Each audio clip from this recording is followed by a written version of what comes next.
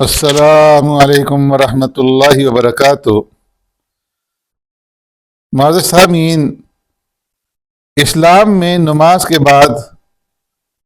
زکوٰۃ کا مرتبہ ہے۔ قرآن کریم میں جہاں نماز کا ذکر ہے تو ساتھ ہی زکوٰۃ کا بھی ذکر ہے۔ وَأَقِیمُوا الصَّلَاةَ وَآتُوا الزَّکَاۃَ۔ زکوٰۃ ادا کرنے سے مال پاک ہوتا ہے اور مال کی طہارت ہوتی ہے اور ایسا مال محفوظ ہو جاتا ہے۔ اللہ تبارک و تعالیٰ اپنے فضل سے اس میں خیر اور برکت نازل فرماتے ہیں، اور آخرت میں بھی اتنا اجر اور ثواب اور انعام رب العالمین کی طرف سے دیا جاتا ہے کہ جس کا انسان اس دنیا کے اندر تصور بھی نہیں کر سکتا۔ اسی لیے اس عبادت کو زکوٰۃ یعنی پاک کرنے اور بڑھانے والا عمل کہا جاتا ہے۔ جن لوگوں کے اوپر زکوٰۃ فرض ہے انہیں یوں تو بہت سے آداب کی رعایت رکھنی ہے، مگر اس سلسلے میں اہم بات یہ ہے کہ صاحب زکوٰۃ جو زکوٰۃ کے مستحق لوگ ہیں ان کو تلاش کرے اور ان کو تلاش کر کے اپنی زکوٰۃ ادا کرے۔ ادائیگی زکوٰۃ کے لیے اسے اپنے پاس بلانے یا ان کے انتظار میں رہنے کے بجائے خود ان کے پاس پہنچ کر کے زکوٰۃ ایسے مستحقین کے حوالے کرے۔ اگر وہ قبول کریں تو ان کا احسان مانے،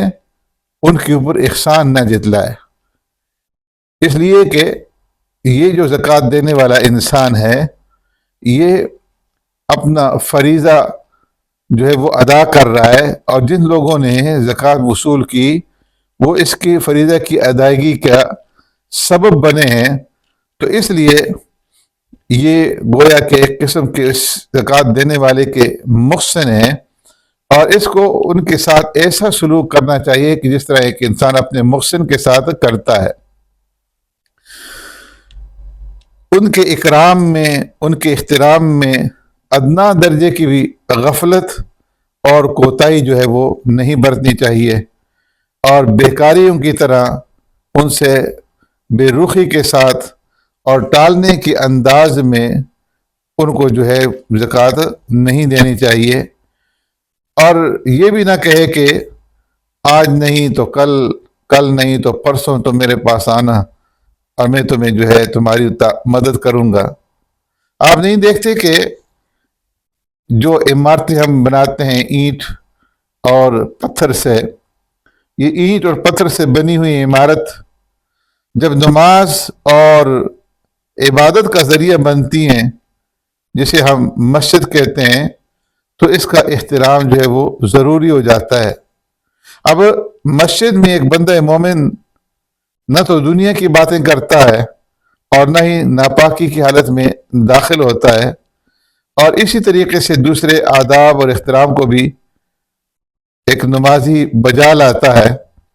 تو ایک پتھر جس پر نماز اور عبادت ادا ہو